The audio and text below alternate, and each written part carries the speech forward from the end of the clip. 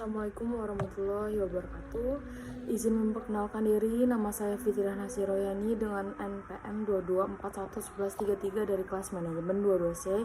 Di sini saya akan menjelaskan materi manajemen risiko, yaitu bisnis dan strategis. Apa itu manajemen risiko, bisnis, dan strategis?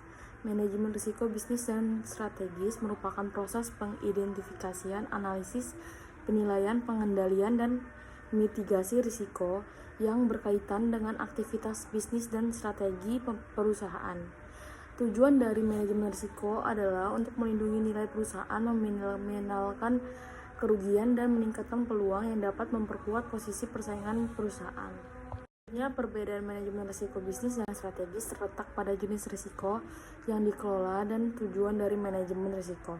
Manajemen risiko bisnis meliputi pengendalian risiko bisnis muncul dari kegiatan operasional perusahaan seperti risiko operasional, risiko kepatuhan, dan risiko keuangan. Tujuan dari manajemen risiko bisnis adalah untuk memperkecil biaya dan memudahkan estimasi biaya apabila terjadi risiko dalam kegiatan operasional perusahaan. Manajemen risiko strategis meliputi pengendalian risiko yang muncul dari keputusan bisnis jangka panjang yang diambil oleh manajemen risiko senior. Tujuan dari manajemen risiko strategis adalah untuk mengurangi risiko yang mungkin menyulitkan atau tidak mungkin bagi organisasi untuk mencapai tujuan dan sasaran strategisnya. Risiko strategis mencakup risiko operasi, risiko kompetitif, risiko aset, impairment, dan risiko franchise. Fungsi dari manajemen risiko dan bisnis dan strategis, yaitu untuk mengidentifikasi risiko-risiko yang mungkin dihadapi perusahaan, menganalisis dampak dan peluang yang terkait dengan risiko tersebut, serta mengembangkan strategi pengendalian dan mitigasi yang efektif untuk mengelola risiko tersebut.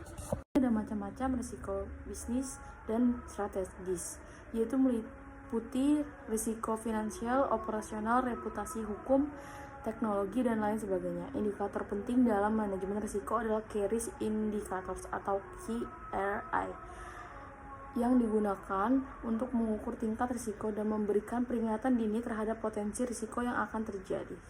Berikut indikator dari manajemen risiko dan strategis.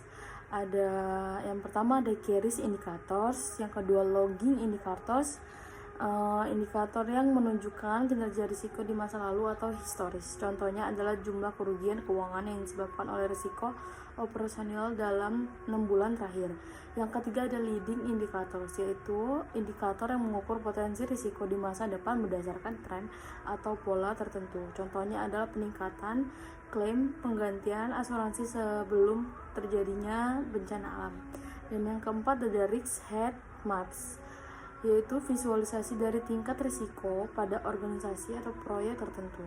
Heat map ini membantu manajer risiko untuk mengidentifikasi dan memprioritaskan risiko berdasarkan tingkat pengaruh dan probabilitas terjadinya.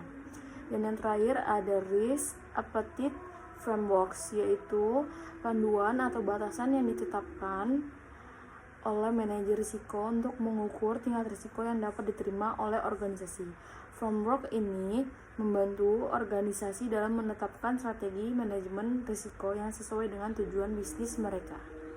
Manajemen risiko dan strategi, yaitu agar perusahaan dapat mengidentifikasi, menganalisis, dan mengelola risiko dengan baik sehingga dapat menjaga kelangsungan bisnis dan mencapai tujuan perusahaan.